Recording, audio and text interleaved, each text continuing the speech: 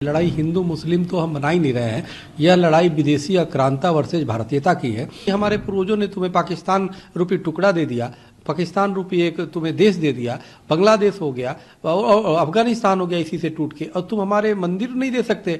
तो लानत है ऐसे उस पे। जो अल्लाह ताला जो रहीम है, रहमान है, वो भी आपकी पूजा को स्वीकार नहीं करेगा, आपकी नमाज को स्वीकार नहीं करेगा। हमारे मंदिरों पे कब्जा करके करेंगे, कौन परमात्मा स्वीकार करेगा? मुझे लगता है बहुत ही इन सब चीजों की कोई जरूरत नहीं है, क्योंकि हमारे देश का जो कानून है सभी को उसका पालन करना है। प्लेसेस ऑफ वर्शिप एक्ट है, इसीलिए लाया गया था कि जो राजशाही शासन है उस दौरान जो हुआ, व्यवस्थाएं बदल जाती थी, जो भी राजा बनता था वो अपने हिसाब से व्यवस्था बदल देता था। लेकिन अब हम एक रिपब्लिक हैं, अब हम एक लोकतंत्र हैं। अब यहाँ पर किसी का राज नहीं है, किसी की तानाशाही नहीं है। तो अब जो नियम कानून किताब में लिखे गए हैं उसी हिसाब से सबको चलना पड़ेगा, संविधान के हिसाब से। और संविधान में प्लेसेस ऑफ वर्शिप एक्ट है, तो जो चीज जहाँ पर 47 में थी, जो भी गिरजाघर, जो भी मंदिर मस्जिद था, वो उसी हालात में रहना चाहिए। इकरा हसन जी जो भी हैं नेता समाजवादी पार्टी के, उनको ये समझना चाहिए कि जो सर्वे हो रहा है वो माननीय कोर्ट के आदेश के बाद ही हो रहा है।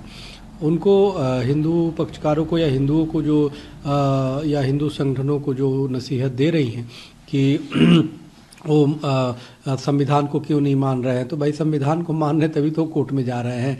उनको तो बल्कि जो ईटा पत्थर चला रहे हैं जो सर्वे टीम पे, उनको समझाना चाहिए। तो हमें लगता है कि जो ऐसे लोग सोच रहे हैं, ये इस तरह के बयान दे रहे हैं, वो विक्टिम कार्ड खेल रहे हैं। वो जरा सोचे, जरा कल्पना करे एक बार अपने दिल पे हाथ रख करके कि जिस समय हमारे हिंदुओं के हजारों मंदिर मुगलों ने तोड़ा, विदेशी आक्रांताओं ने तोड़ा, उस समय क्या स्थिति होगी, हमारे कितने पूर्वजों को जो है सामना करना पड़ा होगा कठिनाई से। और यह लड़ाई उनको, इकरा हसन जी को समझना चाहिए, लड़ाई हिंदू मुस्लिम तो हम बना ही नहीं रहे हैं। यह लड़ाई विदेशी आक्रांता वर्सेज भारतीयता की है। इसमें जो भी ये लोग हैं, इनके पूर्वज भी हिंदू थे और ये हिंदू नहीं भी थे अगर मान लो, तो भी तो भारतीय तो है ना वर्तमान में।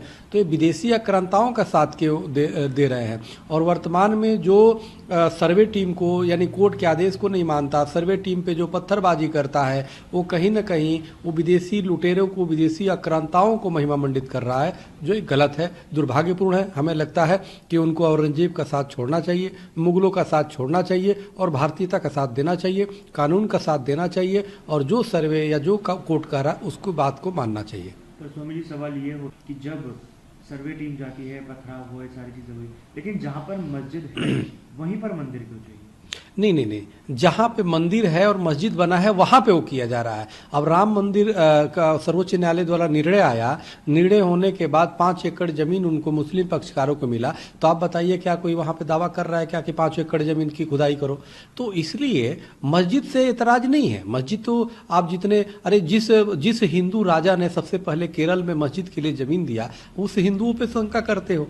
आज जिस हिंदुस्तान में, यानी पाकिस्तान में टुकड़े होने के बाद भी मुसलमानों ने ले लिया, उसके बाद भी इस हिंदुस्तान में लाखों मस्जिदें हैं, और उस लाखों मस्जिदों में तुम हमारे हिंदुओं की जो मंदिर जहां पे है वो नहीं दे सकते? इतना भी बड़ा दिल नहीं कर सकते? एक हिंदुस्तान के जो, यही हमारे पूर्वजों ने तुम्हें पाकिस्तान रूपी टुकड़ा दे दिया, पाकिस्तान रूपी एक तुम्हें देश दे दिया, बांग्लादेश हो गया और अफगानिस्तान हो गया इसी से टूट के, और तुम हमारे मंदिर नहीं दे सकते। तो लानत है ऐसे उस पे। हमें लगता है जो अल्लाह ताला जो रहीम है, रहमान है, वो भी आपकी पूजा को स्वीकार नहीं करेगा, आपकी नमाज को स्वीकार नहीं करेगा। हमारे मंदिरों पे कब्जा करके करेंगे, कौन परमात्मा स्वीकार करेगा? परमात्मा तो दयालु है, कृपालु है, न्याय सम्मत है। तो इसलिए यहाँ की न्याय कोई बात मानिए। अगर यहाँ की न्याय सम्मत नहीं मानते हैं तो हमें लगता है अल्लाह ताला भी आपको माफ करने वाला नहीं है, क्योंकि वो न्याय सम्मत है, वो रहीम है, रहमान है।